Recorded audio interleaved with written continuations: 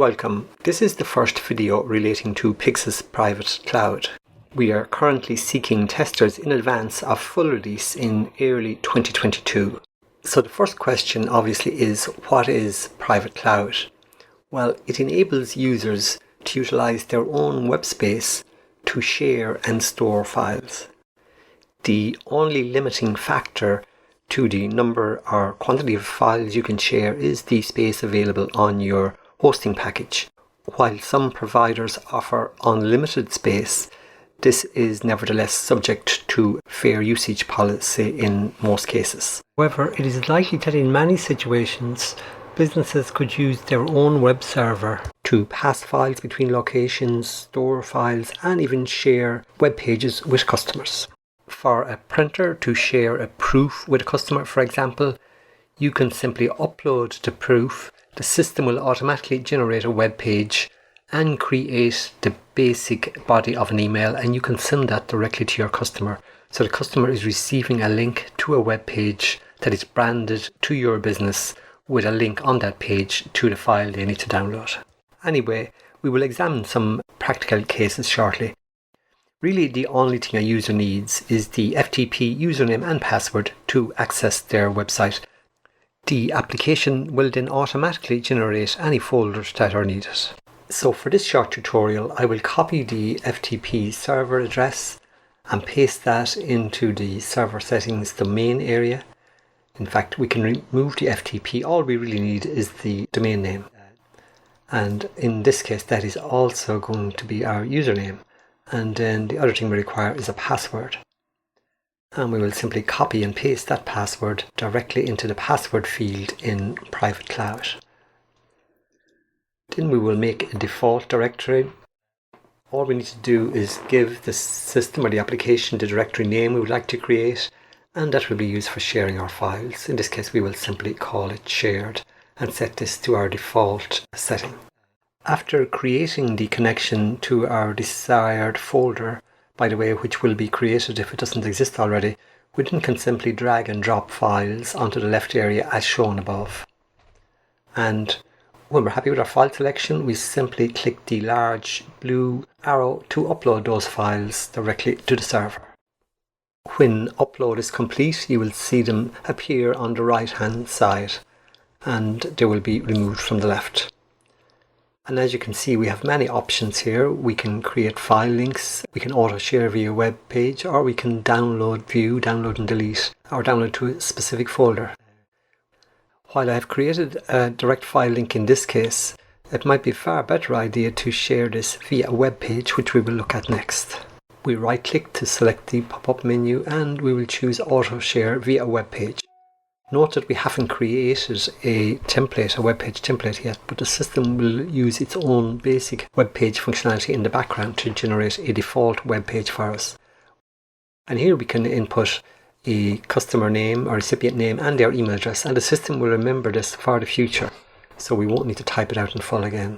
And here you can see an email body has been created automatically, including some default text and a HTML link. So we can send this directly to our customer. In this case, I have just sent the email to myself, and as you can see, it has already arrived here in mail. Clicking the link will open a default web page. And as you can see, there is a link to the download image in the center of that page. So the next step is to brand that page to our business. So to brand the page, we switch to the web page appearance tab. And the header can be located anywhere. All we need is a direct link to that file so it can be loaded.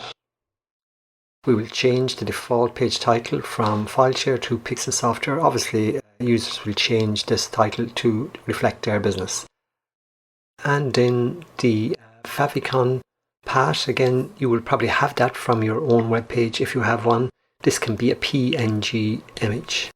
Then you will obviously update the footer text, the email and the colors. These can be HTML, RGB or hex values. The additional content that will appear in small print at the bottom of the web page can be edited or deleted as you wish. Note that you can also share these settings by simply clicking the Share Settings button. That will create a text file that another user can drag and drop onto the file area of their application, and those web page appearance settings will be automatically entered. All they will need to do is click Save. The Sharing tab keeps a record of all files shared via a HTML page. Various details are recorded here, including the email, time shared, and whether or not the page will be deleted. You can also open and view that shared page from a menu drop-down list as shown. So this was the original default page we created. So now let's create a new page based on the web page appearance settings we have just entered. And I will use the same email. Obviously this is my email, which I used last time also. Clicking the Pass to Email button automatically generates both the email and web page. So as you can see, a body email has been created, but I don't need to send that in this case. However, as the page has been created, I can go back and view that page from the sharing view. So this highlights how easy it is to update the appearance of your shared web page to match your business and branding. Probably worth pointing out that the links here have been dynamically generated to match the type of content or the file type being shared. Note the PDF has a view option, as it can be viewed in most browsers. The other files can only be downloaded. As an aside, I will include a link at the foot of this video to a web resource where you can find popular colours for use on your web page. Note that you can use the HTML names, the hex values, or the RGB values to the right in the web page appearance settings. All of these are valid. And for users who are familiar with HTML, you can even use HTML code directly in many of the fields here. For example, we can surround the page header with a font color of red. And I will now quickly create a web page just to prove that these HTML tags do indeed work within the application. I have fast forwarded through some of the recording here, but you can play it back more slowly if you wish to see the detail. By the way, any page that is set to delete, you can select that and you can change the delete time, or in fact turn off auto deletion completely if you wish. Another noteworthy point is that the automatically / dynamically generated web page includes the no index, no follow HTML tag to ensure that this page or any other page created by the application are not indexed or referenced by search engines. To demonstrate some of the automation or tasks that can be performed automatically by the application, I will first begin by selecting a local folder. You can select, by the way, an unlimited number of local folders, and I will give that folder a short reference name, which can of course be anything. Next, I will pair that local folder with a cloud folder, a folder on the server in other words. And here you can see both are selected, as there are only one of each entered in this circumstance. In this case, I will choose download files to local computer and then delete from server when they have been downloaded.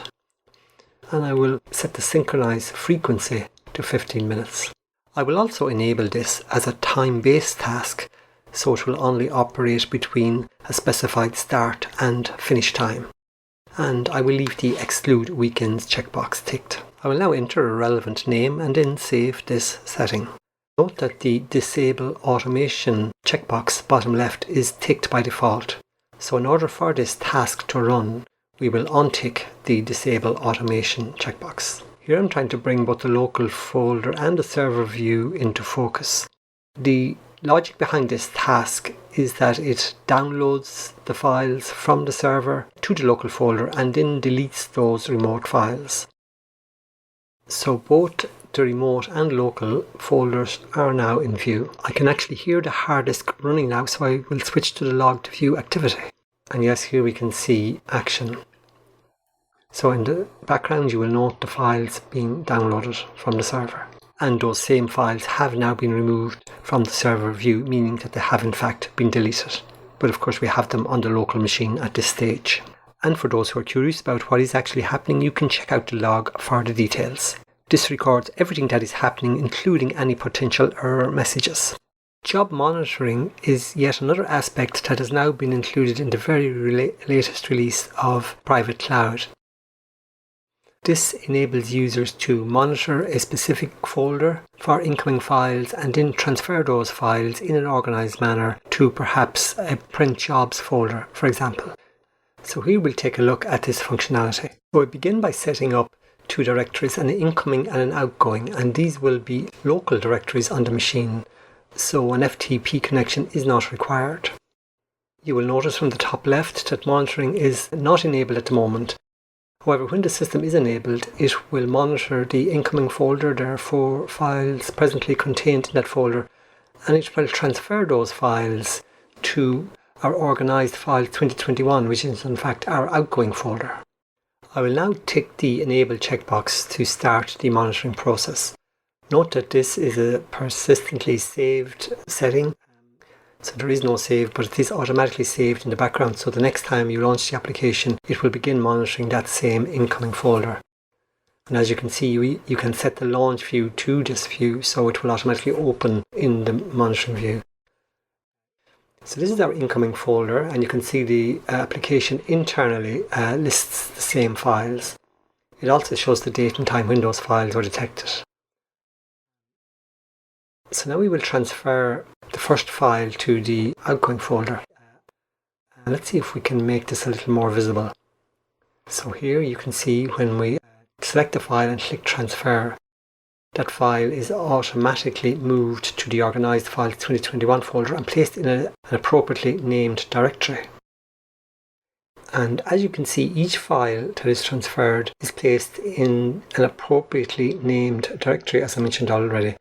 And notice that we are transferring the second file that begins at 1001.